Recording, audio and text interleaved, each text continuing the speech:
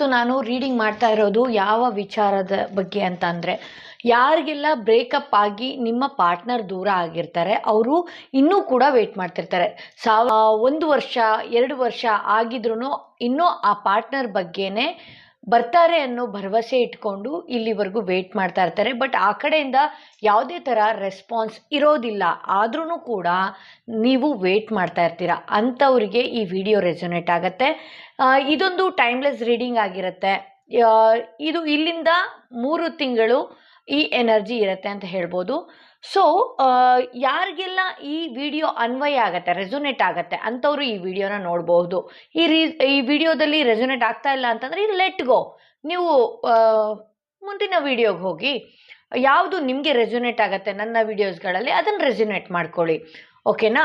ಯಾರೆಲ್ಲ love breakup ಆಗಿ, ಮತ್ತೊಂದು ಸಲ ಹೇಳ್ತಾ ಇದ್ದೀನಿ, ಯಾರೆಲ್ಲ ಲವ್ ಬ್ರೇಕಪ್ ಆಗಿ ನೋ ಕಾಂಟ್ಯಾಕ್ಟ್ ಸಿಚುವೇಶನಿಂದ ದೂರ ಇದ್ದು ಅವರು ಮತ್ತೆ ಬರದೇ ಇಲ್ವೇನೋ ಅನ್ನೋ ಕನ್ಕ್ಲೂಷನಲ್ಲಿ ನೀವಿದ್ರೆ ಈ ವಿಡಿಯೋ ಅಂಥವ್ರಿಗೆ ಆಗಿರುತ್ತೆ ಅಂತ ಹೇಳ್ಬೋದು.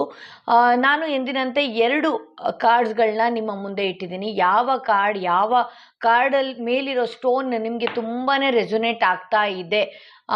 ಒಂದು ವೈಟ್ ಸ್ಟೋನ್ ಇಟ್ಟಿದ್ದೀನಿ, ಒಂದು ಲೈಟ್ ಬೇಬಿ ಪಿಂಕ್ ಸ್ಟೋನ್ ಇಟ್ಟಿದ್ದೀನಿ. ಯಾವ ಸ್ಟೋನಲ್ಲಿರೋ ಕಾರ್ಡ್ ನಿಮಗೆ ತುಂಬ ರೆಸೊನೇಟ್ ಆಗ್ತಾ ಇದೆ ಆ ಕಾರ್ಡ್ನ ನೀವು ಸೆಲೆಕ್ಟ್ ಮಾಡ್ಕೊಳ್ಳಿ ಅಂತ ಹೇಳ್ತೀನಿ.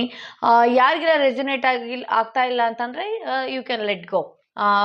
ಸೊ ಇದು ಮಾತ್ರ ಬ್ರೇಕಪ್ ಆಗಿ ದೂರ ಹೋಗಿ ನೋ ಕಾಂಟ್ಯಾಕ್ಟ್ ಸಿಚುವೇಶನಲ್ಲಿರೋರಿಗೆ ಮಾತ್ರ ಈ ವಿಡಿಯೋ ಆಗಿರುತ್ತೆ. ಎಂದಿನಂತೆ ನಾನು ಮೊದಲನೆಯ ಕಾರ್ಡ್ ರೀಡಿಂಗ್ ಮಾಡ್ತಾ ಇದ್ದೀನಿ. ಯಾರೆಲ್ಲ ಈ ಸ್ಟೋನ್ ಸೆಲೆಕ್ಟ್ ಮಾಡ್ಕೊಂಡಿದ್ರು ಆ ಕಾರ್ಡ್ನ ರೀಡಿಂಗ್ ಮಾಡ್ತಾ ಇದ್ದೀನಿ.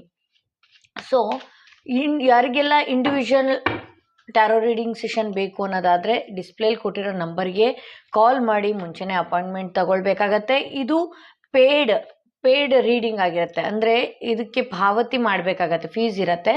ಪೇ ಮಾಡಿ ನಂತರ ನೀವು ನಿಮ್ಮ ಪರ್ಸ್ನಲ್ ರೀಡಿಂಗ್ ತಗೊಳ್ಬೇಕಾಗತ್ತೆ. ಇದು ಕೂಡ ರೆಸೊನೇಟ್ ಆಗುತ್ತೆ. ಬಟ್ ಆದರೆ ಇದು ಜನರಲ್ ರೀಡಿಂಗ್ ಆಗಿರೋದ್ರಿಂದ ನಿಮ್ಮ ಒಬ್ರಿಗೆ ರೆಸೊನೇಟ್ ಆಗುತ್ತೆ ಅಂತ ಹೇಳೋದಕ್ಕೆ ಬರಲ್ಲ. ಕೆಲವ್ರದ್ದೆಲ್ಲ ಸಿಚುವೇಶನ್ಸ್ಗಳು ಬೇರೆ ಬೇರೆ ಇರುತ್ತೆ. ನಾನು ನಿಮ್ಮ ಮುಂದೆ 5 ಕಾರ್ಡ್ಸ್ಗಳನ್ನ ಇಟ್ಟಿದ್ದೀನಿ. ಪಾಸ್ಟ್, ಫ್ಯೂಚರ್, ಪ್ರೆಸೆಂಟ್ ಅಂತ. ಸೊ ಏಂಜಲ್ ಗೈಡೆನ್ಸ್ ಒಂದು ತೆಗಿತಾ ಇದ್ದೀನಿ ನಾನಿವತ್ತು. ನೀವು ನಂಬುವ ದೈವದಿಂದ ಏನು ಮೆಸೇಜ್ ಇರುತ್ತೆ ಅನ್ನೋದು ನಾನು ತೆಗಿತಾ ಇದ್ದೀನಿ.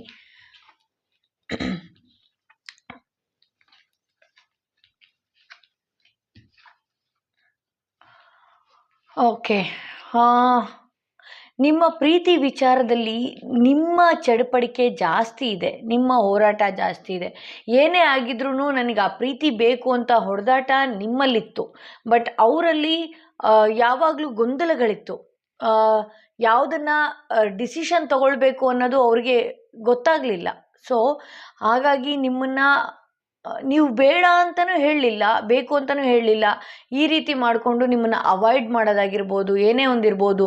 ಸೊ ಅವರು ಏನೇ ಮೈಂಡಲ್ಲಿ ಅಂದರೆ ನಿಮ್ಮನ್ನು ಆಟಾಡಿಸ್ಬೇಕು ಅನ್ನೋದು ಒಂದು ತಲೆಯಲ್ಲಿತ್ತು. ಆಟಾಡಿಸ್ಬೇಕು ಅಂದರೆ ಬೇಡ ಅಂತಂದರೆ ಯಾರಿಗೆ ತಾನೇ ಇಷ್ಟ ಆಗಲ್ಲ ಪದೇ ಪದೇ ಕಾಲ್ ಮಾಡೋದು, ಪದೇ ಪದೇ ಮೆಸೇಜ್ ಮಾಡೋದು. ಅಂಥದ್ದನ್ನೇ ಅವರು ಬೇಡ ಅಂದ್ಕೊಂಡು ಹೋಗಿದ್ದಾರೆ ಅಂತಂದರೆ ಅವ್ರ ಮೈಂಡಲ್ಲಿ ನಿಮ್ಮನ್ನು ಬಿಟ್ಟು ಬೇರೆ ಯಾವುದೋ ಲೈಫ್ ಇದೆ, ಬೇರೆ ಯಾವುದೋ ಪ್ರೀತಿ ಸಿಗುತ್ತೆ, ನನಗೆ ನಿಮ್ಗಿಂತ ಚೆನ್ನಾಗಿರೋರು ಸಿಗ್ತಾರೆ, ಈ ಥರ ಮನಸ್ಥಿತಿಯಲ್ಲಿ ಅವರು ಅವಾಯ್ಡ್ ಮಾಡಿಕೊಂಡು ದೂರ ಹೋಗಿದ್ದಾರೆ. ಅವರು ಮತ್ತೆ ಬರ್ತಾರಾ ಅನ್ನೋದಾದರೆ ಬರ್ತಾರೆ. ಬಟ್ ಆದರೆ ಯಾವುದೇ ಕಾರಣಕ್ಕೂ ಸಪೋಸ್ ಮದುವೆ ಆಗೋರು ಮದುವೆ ಆಗ್ತಾರ ಅಂತ ಕೇಳಿದ್ರೆ ಇಲ್ಲ ಅಂತ ಹೇಳ್ಬೋದು. ನೀವು ಫೂಲ್ ಆಗ್ತಿದ್ದೀರಾ ಅಂತ ಹೇಳ್ಬೋದು. ನೀವು ಫೂಲ್ ಆಗ್ತಾ ಇದ್ದೀರಾ, ಬರ್ತಾರೆ ಅಂತ ಹೇಳಿ ನಂಬಿಕೊಂಡು ನೀವು ಫೂಲ್ ಆಗ್ತಾ ಇದ್ದೀರಾ. ಸೊ ಬಂದ್ರೂ ಅವರು ಒಂದು ಕಾಂಟ್ಯಾಕ್ಟಿಗೆ ಸಿಗ್ಬೋದಷ್ಟೇ, ಒಂದು ಮಾತಾಡೋದಕ್ಕೆ ಸಿಗ್ಬೋದಷ್ಟೇ. ಆ ಥರ ಕಂಟಿನ್ಯೂ ಆಗಿ ಮದುವೆ ಆಗ್ತಾರೆ, ರಿಲೇಷನ್ಶಿಪ್ಪಲ್ಲಿ ಕಂಟಿನ್ಯೂ ಆಗಿರ್ತಾರೆ ಅನ್ನೋದು ನನಗೇನೋ ಕಾಣಿಸ್ತಾ ಇಲ್ಲ. ಓಕೆ, ನೀವು ನಂಬುವ ದೈವದಿಂದ ಮೆಸೇಜ್ ಏನಾಗಿದೆ? ಅನ್ಲಕ್ಕಿಲಿ ಅಂದರೆ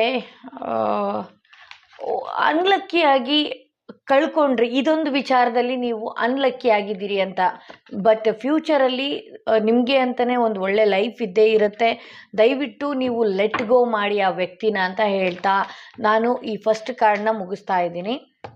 ಎಂದಿನಂತೆ 2ನೇ ಕಾರ್ಡ್ನಲ್ಲಿ ಯಾರೆಲ್ಲ ಈ ಸ್ಟೋನ್ ಇರೋ ಕಾರ್ಡ್ ಸೆಲೆಕ್ಟ್ ಮಾಡಿದ್ರಿ ಅವರ ರೀಡಿಂಗ್ ಏನಾಗಿರುತ್ತೆ ನೋಡೋಣ. ದಯವಿಟ್ಟು ಯಾರಿಗೆಲ್ಲ ರೆಸೊನೇಟ್ ಆಗತ್ತೆ ಅಂಥವ್ರು ಮಾತ್ರ ನೋಡಿ. ಇನ್ನು ಆ ಪ್ರೇಮಿಗೆ ವೇಟ್ ಮಾಡೋದು ಬೇಡ. ಫಸ್ಟ್ ಸೆಲೆಕ್ಟ್ ಮಾಡಿದವರು, ಸೆಕೆಂಡ್ ಕಾರ್ಡಲ್ಲಿ ಸೆಲೆಕ್ಟ್ ಮಾಡಿದವರು. ಓಕೆ,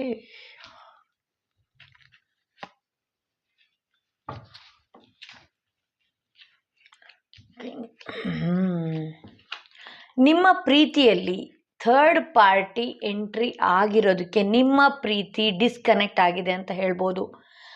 ಅಂದರೆ ಮೂರನೇ ವ್ಯಕ್ತಿ ಜೊತೆಗೆ ನಿಮ್ಮ ಪಾರ್ಟ್ನರ್ ಏನಿದ್ದಾರೆ ಅವರು ಅವರ ಲೈಫ್ನ ಕಂಡ್ಕೋಬೇಕು ಅಂತ ಹೇಳಿ ನಿಮ್ಮನ್ನು ಅವಾಯ್ಡ್ ಮಾಡಿ ಹೋಗಿದ್ದಾರೆ. ಸೊ ಇದರಿಂದ ನೀವು ಕೊರಗ್ತಾ ಇದ್ದೀರಾ. ಆ ಪ್ರೀತಿ ಬರೋ ಸಾಧ್ಯತೆನೇ ಇಲ್ಲ. ಬಂದ್ರೂ ಅದನ್ನು ನಂಬಬೇಡಿ. ಯಾಕೆ ಅಂತಂದರೆ ಇದರಲ್ಲಿ ಥರ್ಡ್ ಪಾರ್ಟಿ ಸಿಚುವೇಶನ್ ಇರೋದ್ರಿಂದ ನೀವು ಯಾವತ್ತಿದ್ರೂ ಮೋಸ ಹೋಗ್ತೀರಿ. ನಿಮ್ಮನ್ನು ಈಸಿಯಾಗಿ ನಂಬಿಸಿ ಮೋಸ ಮಾಡ್ಬೋದು. ಯಾಕೆ ಅಂದರೆ ನೀವು ಅವ್ರ ಮೇಲೆ ಇಟ್ಟಿರೋ ನಂಬಿಕೆ ಈ ಥರ ಇದೆ ಅಂತ ಹೇಳ್ಬೋದು. ಸೊ ನೀವು ಆ ವ್ಯಕ್ತಿನ ನಂಬುವ ಅವಶ್ಯಕತೆ ಇಲ್ಲ ಅಂತ ಈ ಕಾರ್ಡ್ ರೀಡಿಂಗ್ ತೋರಿಸ್ತಾ ಇದೆ. ನೀವು ನಂಬುವ ದೈವದಿಂದ ಏನು ಮೆಸೇಜ್ ಬರ್ತಿದೆ ಅಂದರೆ ask for help from others. ಅಂದರೆ ನೀವು ಈಗ ಹೀಲ್ ಮಾಡ್ಕೊಳ್ಳೋದಕ್ಕೆ ಅಥವಾ ನಿಮ್ಮ ಮನಸ್ಸಿನ ಭಾರ ಇಳಿಸ್ಕೊಳ್ಳೋದಕ್ಕೆ, ನೀವಿರೋ ಗೊಂದಲದಲ್ಲಿ ಇಳಿಸ್ಕೊಳ್ಳೋಕ್ಕೆ ಯಾವುದಾದ್ರೂ ಒಂದು ಫ್ರೆಂಡ್ ಸಹಾಯ ಬೇಕಾಗತ್ತೆ.